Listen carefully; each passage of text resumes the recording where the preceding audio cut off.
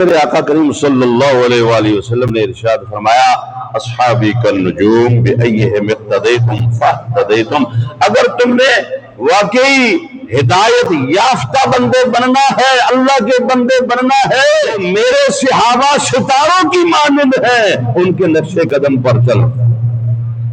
ایک صحابی بتاؤ کہ جس نے استغفر اللہ معاذ اللہ، توبہ توبہ توبہ، جھوٹ بولا ہو، نماز نہ پڑھی ہو، میں تو یہ لفظ بھی زبان سے نہیں نکال سکتا ایسے،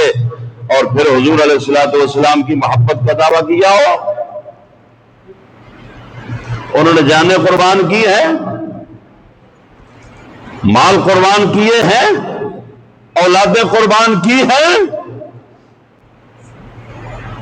سب کچھ قربان کیا ہے حضور کی محبت کے میں، حضور کی اطاعت میں، حضور کی غلامی میں، ناموس تحفظ رسالت کے سب سے بڑے علم بردار اصحاب رسول صلی اللہ علیہ وآلہ وسلم ہیں، انہوں نے صحیح قرآن و سنت کو سمجھا ہے اور اس پہ عمل کیا ہے۔ حالانکہ حقیقت یہ ہے کہ ثابت ہوا، جیسا کہ اعلیٰ حضرت نے فرمایا، ثابت ہوا کہ جملہ فرائض فروع ہے، اصل الاصول بندگی استاج ور کی ہے، اصل الاصول بندگی استاج ور کی ہے، یعنی کہ حضور علیہ السلام سے صحیح خالص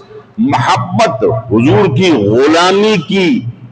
اور حضور کی تابعداری کی، حضور کی پیروی کی نہ ہو، حضور کو سچا رسول نہ مانے، نبی آخر الزمان نہ مانے، اللہ کے سچے سچے پیغمبر نہ مانے، حضور سے محبت نہ ہو۔ محبت کا مطلب یہ ہے نا کہ جس سے محبت ہو نا، اس میں ویسے ہی دنیا داری کی ایک بات کر رہا ہوں بلا تشبیہ و بلا مثال، کہ دنیا داری میں بھی یہ تو ہے کہ جس کے ساتھ محبت ہو جائے اس میں عیب ہو بھی تو عیب نظر نہیں آتا ہے نا، بات عیب ہو بھی تو عیب نظر نہیں آتا، محبت کا اتنا غلبہ ہو جاتا ہے تو جس ہستی کو اللہ نے بنایا ہی بے عیب ہے، جس کا نام لینے سے عیبوں والے بے عیب ہو جاتے ہیں، جس کا کلمہ پڑھنے والے وہ کفر سے نکل کے پکے مومن جنت کے حقدار بن جاتے ہیں، اس محبوب کی عظمت و شان کا عالم کیا ہوگا؟ قائد عالم نور مجسم صلی اللہ علیہ وآلہ وسلم کی محبت صرف یہ نہیں ہے کہ نعرہ لگا دیا اور کہہ دیا کہ ہم محب ہیں، محب ہیں تو پکے نمازی بننا پڑے گا، محب ہیں تو جھوٹ چھوڑنا پڑے گا، محب ہیں تو سود چھوڑنا پڑے گا، محب ہیں تو گلا اور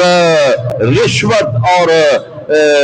یہ جو جتنے بھی اس طرح کے سارے معاملات ہیں، بے نمازی ہونا، شراب نوشی کرنا اور کسی پر ظلم کرنا، زنا کرنا، بدمعاشی کرنا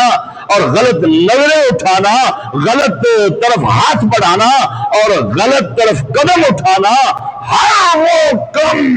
جس سے اللہ اور اللہ کے محبوب نے منع فرمایا ہے،